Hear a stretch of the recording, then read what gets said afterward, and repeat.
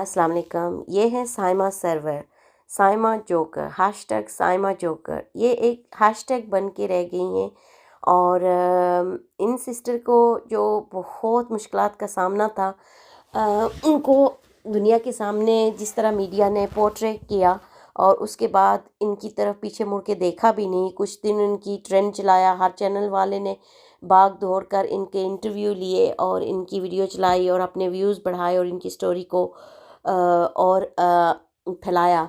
और यहाँ तक की बात आ गई कि जिस घर में ये रह रही हैं उनके मकान मालिक ने जो है इनको घर छोड़ के जाने को कह दिया। इनकी वीडियो बहुत मिल जाएंगी अगर आप इनका नाम सर्च करें चैनल पर। तो उन्होंने एक इंटरव्यू में कहा है कि इनकी जो मकान मालिक हैं उन्होंने इनको नोटिस दिया कि मकान खाली कर दिया जाए। उधर इनकी वालदा की सेहत जो है बहुत ज़्यादा ख़राब है और इस कदर ख़राब है कि मतलब ये इतनी परेशान थी कि इनके 2 भाई फ़ौत हो चुके हैं, वालिद फ़ौत हो चुके हैं और इनकी बहनें जो हैं मेरे ख़्याल में अपने घर वाली हैं और इनके सर पर हाथ रखने वाला और कोई नहीं, कफ़ालत करने वाला और कोई नहीं। तो ये सिस्टर पढ़ी लिखी हैं, ये मेडिकल की स्टूडेंट थी और इनको नौकरी के 2-3 एक्सपीरियंस हुए, वो भी अच्छे नहीं थे। और मैं बिल्कुल मान सकती हूँ ये जो बात कह रही हैं कि पाकिस्तान में जो इस तरह का हालात हैं ना, बहुत ख़राब हालात हैं कि मतलब नौकरी के साथ साथ गलत कामों के लिए भी लेडीज़ को कहा जाता है और लेडीज़ जो काम करने वाली हैं उनको अच्छा नहीं समझा जाता। तो इनका एक्सपीरियंस अच्छा नहीं रहा, तो इनकी वालदा के लिए दवाई के लिए इनको पैसे चाहिए थे, तो ये जोकर बन गई हैं। और दुनिया ने और हमारे पढ़े लिखे लोगों ने और इतने बड़े बड़े चैनलों ने इनका और मजाक बना के रख दिया। हालांकि ये जोकर के रूप में ही इनकी वीडियो बना सकते थे, लेकिन कुछ चैनल वालों ने इन्हें कहा कि अपना चेहरा दिखाओ। समझ लें कि तो दो चेहरे इनका का चेहरा मतलब है सामने अपने करके आप को मार के मीडिया के दूसरों ऊपर के लिए जीना नाम ही सिर्फ ले सकते थे, और लेकिन अल्लाह इनका के दिए हुए चेहरा चेहरे को दिखा के छुपा के इनको एक और भयानक भी चेहरा लगा के जो है ना लोगों को नशर कर एंटरटेन दिया करती दुनिया हूँ। में। और कोई मुझे और 10 हर रुपए तरह दे से रहा होता इनको है, मुश्किलात का सामना है कोई 20 और रुपए ये दे रहा होता सिस्टर है। इस वक्त और बीमार हो गई हैं, इनकी सेहत खराब हुई है और इनकी ये वालदा मेरी भी वालदा का हॉस्पिटल हुक्म है में मेरे हैं। लिए ये और मैं पिक्चर मर जाऊंगी मैंने इस शेयर हुक्म से की है पीछे नहीं अपनी हटूंगी वीडियो कि के अंदर। पुत्र किसी दे तो बिस्तर दी जीनत बनना लो बेहतर इनकी पुत्र वीडियो जब आज मैंने आप भी देखी, मर जी दुआ करी तेरी मां मैं हाथ वैसे दिया ही मरी यूट्यूब हो। पे कर रही थी कुछ सर्च, तो इनकी वो हर वीडियो बंदे उर्दू को मैं पॉइंट पे फेस मुझे नहीं दिखा मिली सकती, और फिर तो इसके वो बाद मुझे मैंने देखा यहाँ तो से इनकी और खींचते भी हैं, मुझे मेरी वीडियो विग मिली। खींचते हैं। एक दिन तो ऐसा मैंने हुआ एक रात में इनकी मेरी विग के 2-3 साथ वीडियो कैचर भी खींच लिया देखी। गया और मेरे बाल खुल तो गए यकीन और माने मैं कि जमीन मैं पे बैठ। पूरी रात सो नहीं पाई। मेरे पास 5 साल की मेरी बेटी थी और मैं उसके सर पे हाथ फेरती रही और रोती रही इस सिस्टर के बारे में सोच सोच के कि इस कदर भी कोई इंसान मजबूर हो सकता है, इस कदर भी कोई बेबस हो सकता है कि अपने जवान भाइयों की लाशों को दफना कर, वालिद को दफना कर, एक आसरा बचा है एक जवान बेटी का और वो है उसकी वालदा। और उसके इलाज के लिए भी इनके पास कोई सबब नहीं है और कोई हीला वसीला नहीं है, कोई मदद करने वाला नहीं है। और लोगों ने किस तरह इनको मीडिया पर नशर किया और अपने पैसे कमाए, व्यू लिए और फिर इनको बुला दिया। मैंने पूरी रात एक वीडियो में इनका नंबर देखा था, तो मैं इनको मैसेज करती रही और सुबह जब मैं उठी हूँ तो मैंने इनको मैसेज किया और मेरे हस्बैंड काम से आए। पहली बात है तो मैं रात भर अकेली थी घर पे, मेरे बच्चे थे, मेरे हस्बैंड नाइट की ड्यूटी करते हैं, तो मैं परेशान रही और सिस्टर के बारे में बार बार मैं सोचती रही, बार बार सोचती रही और यहाँ तक कि मैं रोती भी रही।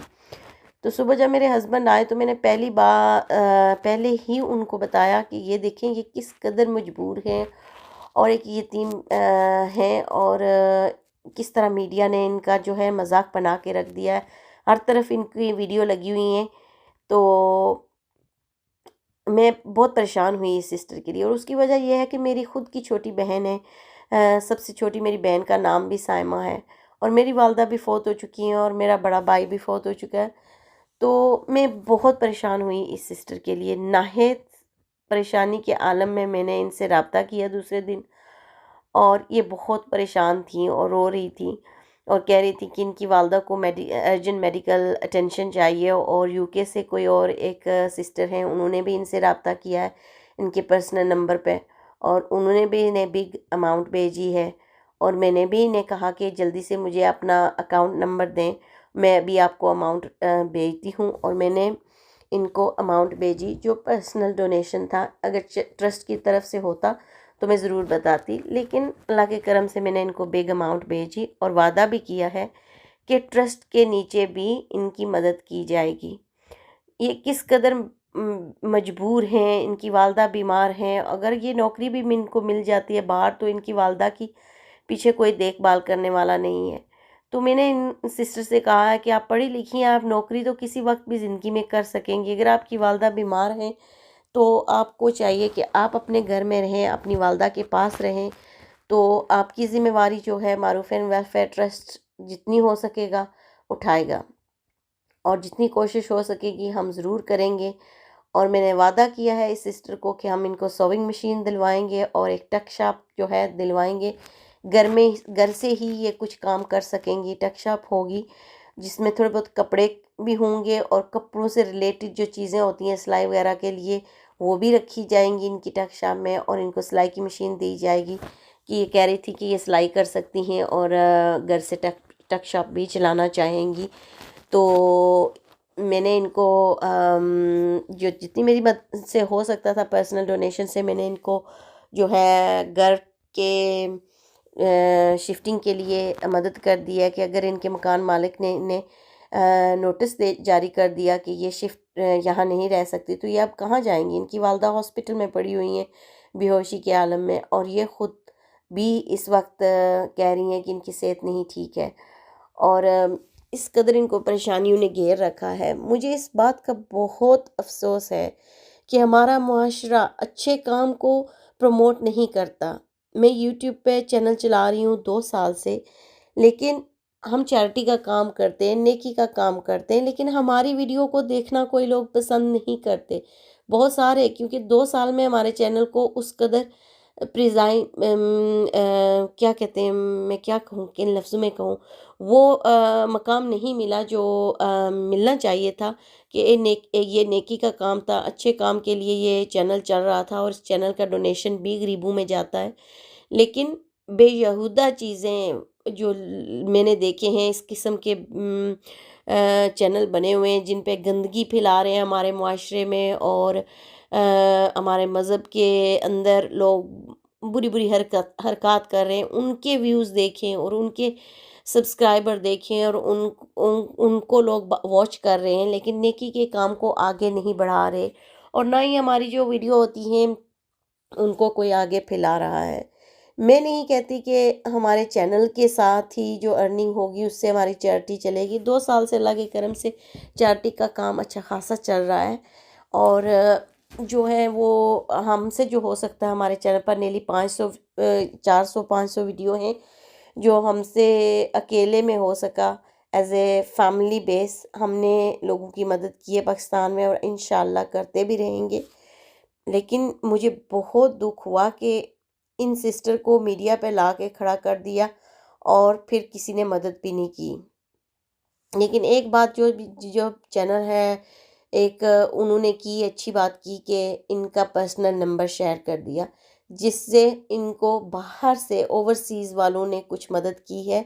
लेकिन पाकिस्तान के अंदर रहते हुए ना गवर्नमेंट के पास इतनी तौफीक थी और ना ही जो इतने अमीर तरीन लोग हैं पाकिस्तान में, किसी को तौफीक अल्लाह ने दी कि वो इस यतीम बहन के सर पे हाथ रखते, इनकी वालदा जो बेवा हैं उनको कोई सपोर्ट करते, उनकी मेडिकल के लिए या जो भी उनकी ज़रूरियात थी उनकी इन बेटी को पढ़ाने के लिए हवाले से कोई मदद करते। किसी ने मदद नहीं की।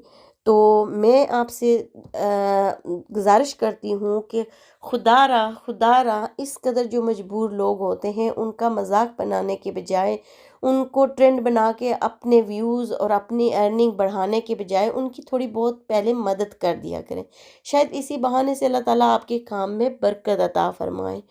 और मैं अपने तमाम बहन भाइयों से रिक्वेस्ट करती हूँ कि नेकी के काम को आगे बढ़ाएं और जो गलत काम है उसे ना फैलाएं। अगर इस कदर कोई मजबूर इंसान, बहन भाई या कोई भी है, किसी किस्म का भी इंसान है, मजबूर है, उसने अगर अपना चेहरा ढक के ये पर्दे में एक जोकर की नौकरी कर रखी थी मेहनत कर रही थी, उसका मुंह दिखा के दुनिया को आप लोगों ने क्या पाया और इनकी क्या मदद की?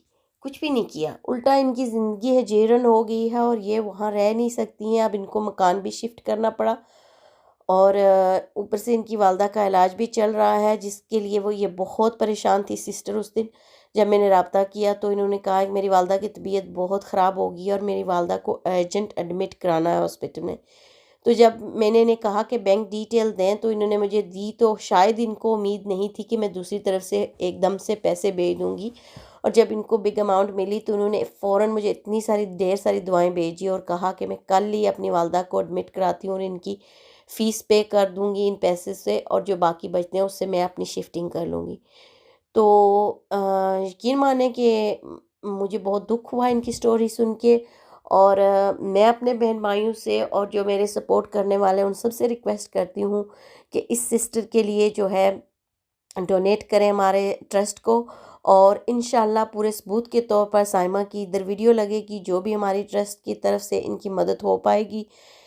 जैसे मैंने कहा है कि सोविंग मशीन देनी है इनको। और इन चैरिटी के अंदर मैंने रिक्वेस्ट कर रही हूँ कि सब लोग सपोर्ट करें कि इन साइमा को टक शॉप डाल के दी जाए कि ये जो अपने घर से काम कर सकें, इज़्ज़त से थोड़ी बहुत रोज़ी कमा सकें, क्योंकि ये शहर में रहती हैं और वहाँ इनका अपना घर नहीं है। इनको किराया भी देना होता है महीने का और बाकी अखराजात भी पूरे करने होते हैं।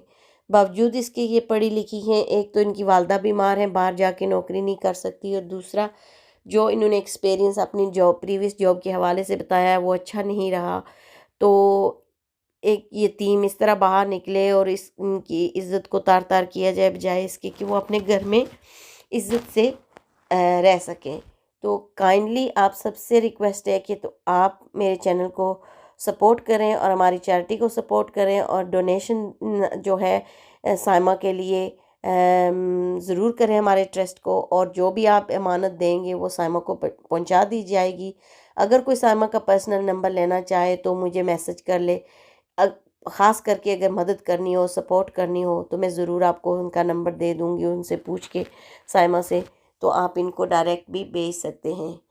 अल्लाह हाफिज़।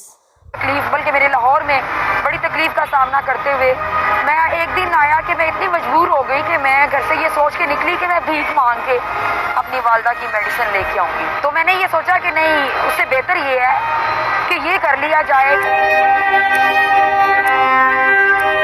रेस कोर्स के बाहर मैं इसी तरह इसी गेटअप में खड़ी हो जाती हूँ और लोग मुझे 5-5, 10-10 रुपए देते हैं। मेरा नाम क्या, मेरा मुकाम क्या, मैं कौन हूँ, मुझे कुछ याद नहीं रहता। मैं एक लड़की हूँ, मुझे ये भी याद नहीं रहता।